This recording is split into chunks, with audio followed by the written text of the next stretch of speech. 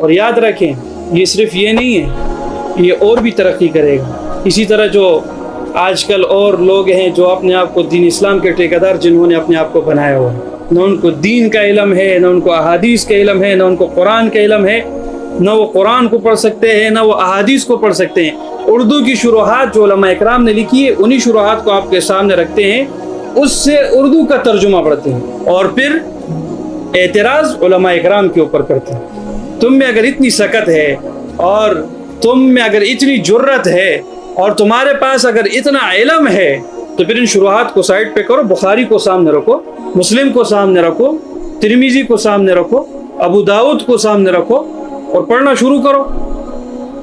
سند کے ساتھ ایک حدیث بیان کرو تو پتہ تمہارا چل جائے گا۔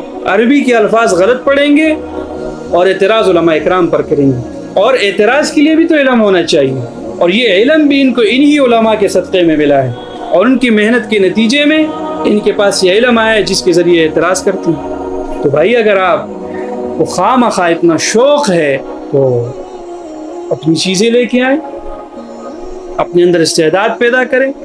ایک صاحب جہلم میں بیٹھے ہوئے ہیں، ایک دوسرے ہیں جن کو فرنچائز سے ابھی نکالا ہے، یہ جو ہماری سم وغیرہ کی جو فرنچائز اور ہیڈ آفس وغیرہ ہوتے ہیں، ایک اس میں کام کرتا تھا، اس کو وہاں سے نکالے۔ بس جس کو دنیاوی اعتبار میں جب وہ ریٹائر ہو جائے دنیا کی چیزوں میں، یا وہ تنگ آ جائے، اس میں پیسے کم ہو، تو بس دین اسلام کا لبادہ اڑو اور ان سب مذاہب جو ہے ان سب کا مطالعہ کرو، اس میں ایک نئی چیز پیدا کرو اور عوام کے سامنے رکھو۔ اور ہماری عوام بھی ماشاءاللہ سادی عوام ہے، وہ بھی ان کے پیچھے چل پڑتی ہیں۔ تو ہمیشہ لوگوں کی باتوں میں آپ نہ آئیں، یہ تو باطل ہے، آپ کو گمراہ کرنے کے لیے مختلف طریقوں سے آئے گا، اور آپ کے سامنے قرآن بھی پڑھیں گے، حدیث بھی پڑھیں گے، اور آپ کو گمراہ کرنے کی کوشش کریں گے۔ لیکن آپ نے کیا کرنا ہے؟ آپ نے اپنی ایمان کی حفاظت کرنا ہے۔ علماء اکرام سے، دیندار طبقے سے، مدارس اور مساجد سے، چاہے جو جس بھی مکتب فکر سے تعلق رکھنے والا، اپنے آپ کو جوڑے رکھیں، ان کے سامنے آنے والے اعتراضات کو رکھیں۔ آپ کے علماء آپ کے اعتراضات کا جواب آپ کو دیں گے اور آپ کی ایمان کی حفاظت کریں گے۔ تو اس طرح کے لوگوں سے اپنے آپ کو بچایا کریں۔